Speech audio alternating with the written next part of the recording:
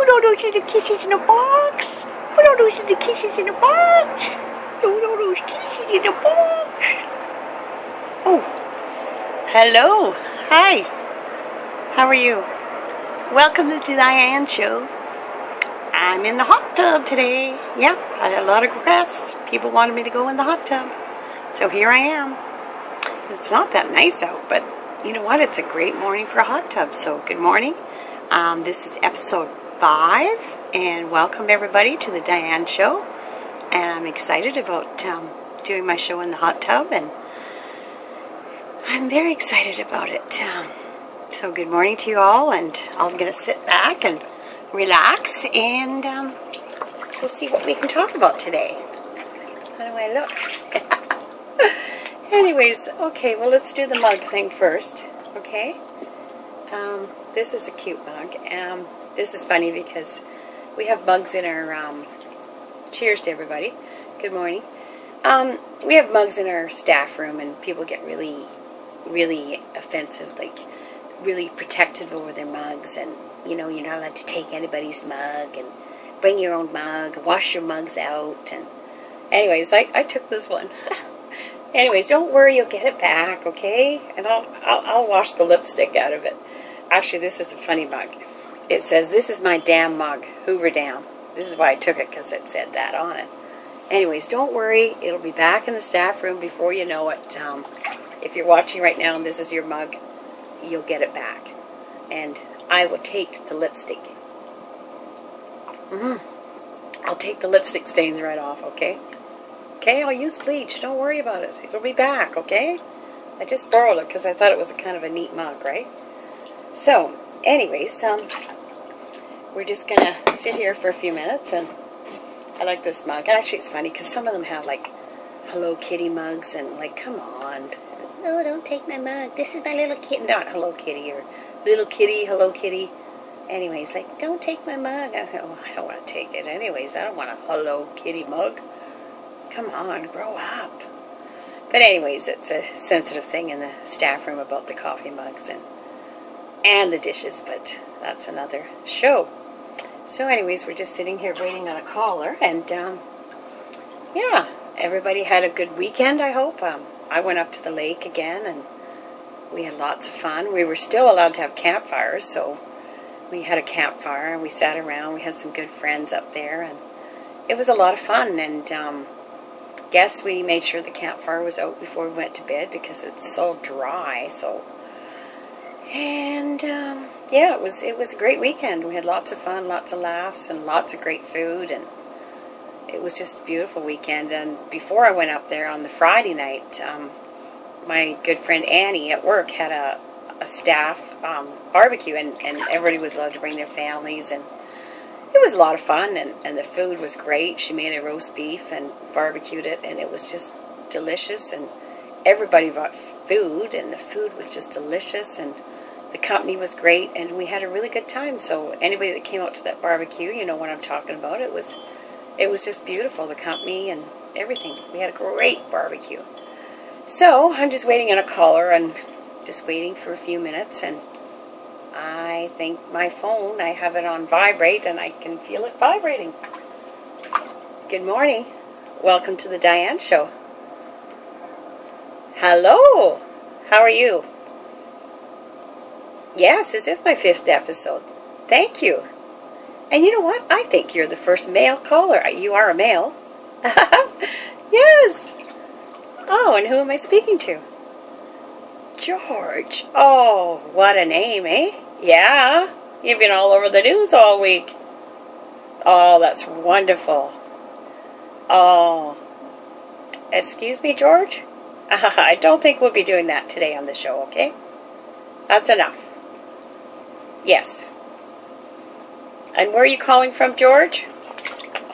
Oh, no. Where is it? Uh-oh. Uh-oh. Hello?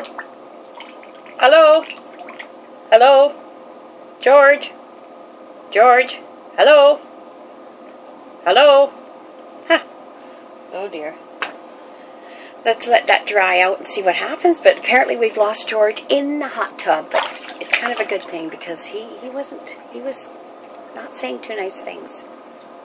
No, I think he was a dirty George. So anyways, George is no longer. He's gone. And so is my phone, but we'll figure that out. Thank God I have a cell phone. Anyways, maybe it'll dry out. I know that some people... I forgot these jets come on automatically once in a while. I honestly didn't turn them on, so I can't turn them off right now, so I'll just keep talking, and I'll talk about water safety, because this kind of reminds me of the Cowichan River right now, with these jets on. Always wear a life jacket when you're in the water. Always wear a life jacket, especially when the jets come on, or if you're going down the river. But when you're in a boat, have them in the boat anyways. And if you can't swim, put a life jacket on, because it's kind of, you gotta have a life jacket. You're gonna drown. And don't be drinking in the water, right? You gotta just be responsible in the water, because you have to be safe and all that kind of stuff. I don't know why these jets come on. They're not supposed to come on. Oh, there we go. Okay, they're off. Alright, there we go. And anyways, we've lost George, so we don't have a caller. And actually, we've lost the phone and George, but it's a good thing we lost George, because he sounded kind of strange. Let's talk to you about sunscreen.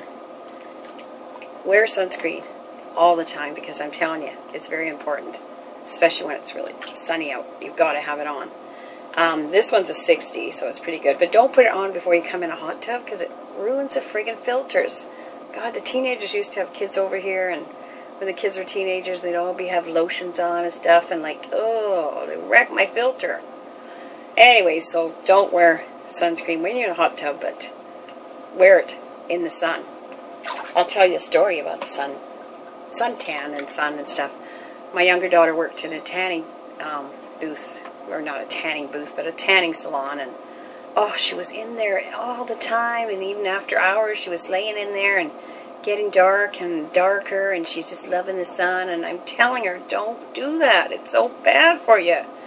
So and I said, that lady that works there, she's the same age as me, and I know her from the school. With one of her kids went to school with one of the kids, and she said, no, she's not. I said, she is. And she was all wrinkled, and she just looked so old, right? And because she worked there, she'd been there for 20 years in those tanning beds. So you should have seen her. So anyways, I was telling my daughter, so I told her the story about a friend of mine that got married, and she wanted to be very dark for her wedding. She wanted to be all tanned and looking good for her wedding. So they only let you in for, I don't know, I'm not sure, but 15, 20 minutes at a time. That's all you're allowed to go in these places. So she went to every tanning salon in Victoria. She just kept going. Every day she'd go in, she'd pay this, go all over town to all the different tanning booths in Victoria. And when she actually came time to get married, we were all sitting in the church, and we could smell this burning smell. It was it smells like something's burning, and we look around, and and everybody's kind of looking all around the church, and look up there, and all of a sudden the smoke's coming out of this girl, and she's literally turning into ashes at the altar. She just melted, and it was from being in all those tanning booths for so long. So I told my daughter this story, and she believed me. I think she believed me, and then it kind of scared her from being in the tanning booth. So if you've got a young teenage daughter and you don't want her going in tanning booths, tell her that story, because it might scare her. It might. And what else can I tell you? Oh, I can tell you one more story, and then I got to get going, because I have a busy day today, a really busy day. One time years ago, when the kids were little, and I won't mention my kids' names because they're already embarrassed about me, right? I don't know, they just think I'm crazy doing this show, but I'm having fun. We were in the Oak Bay Rec Center, and my son was about 4, and my daughter was about 2, and my husband and I were in there, and we were in the little kids' pool, and there was so many kids, and they were all splashing around the pool. And then I said to my husband, being a responsible parent, I said, you know what, I got to go to the bathroom. And instead of doing it in the pool, right, I went out, which was good. I'm trying to teach my kids to be responsible. So I went to the bathroom and I said, keep an eye on these guys, because there were so many kids there. There was hundreds of kids in this little pool. So anyways, I said, keep an eye on them, okay? Because I was all nervous. And so I went to the bathroom and I came back in the pool and I looked and I saw my daughter. And she's like floating. You know how they float and they have their face down? They a lot of kids do it. They pretend that they're just floating, pretend that they're just laying there, right? They stay still. We used to do it too.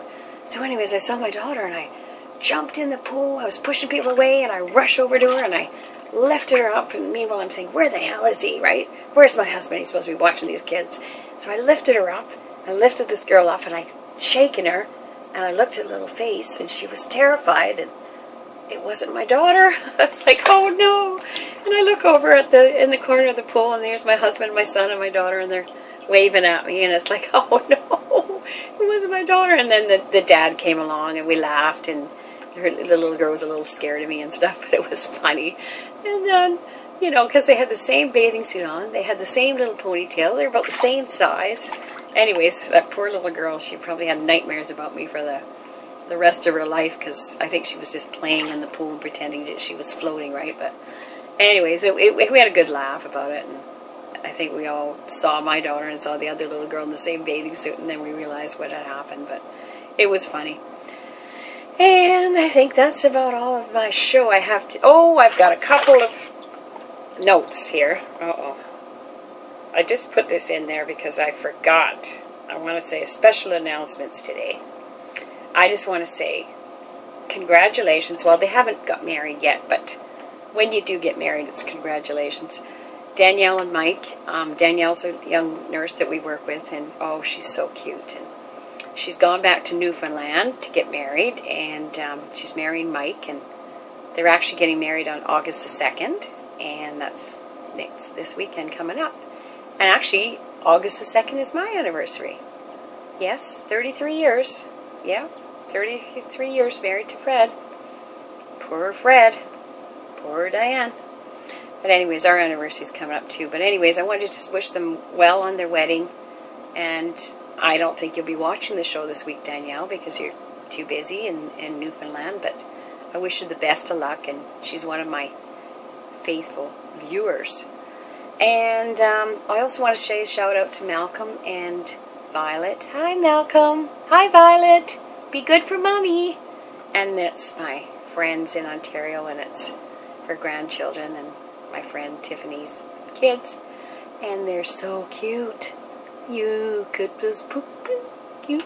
Anyways, shout out to you kids. So everybody have a good week, and thanks again for watching. And we'll see you next week, and hopefully we'll have the phone fixed. Somebody said put it in rice or something and dry it out in rice or something. But that's the cell phones, but it might work for the house phones. But thanks for watching today, and all of you have a great week, and we'll talk to you later. And be safe in the water, and be safe in the sun. Bye now. Thanks for watching. Bye-bye.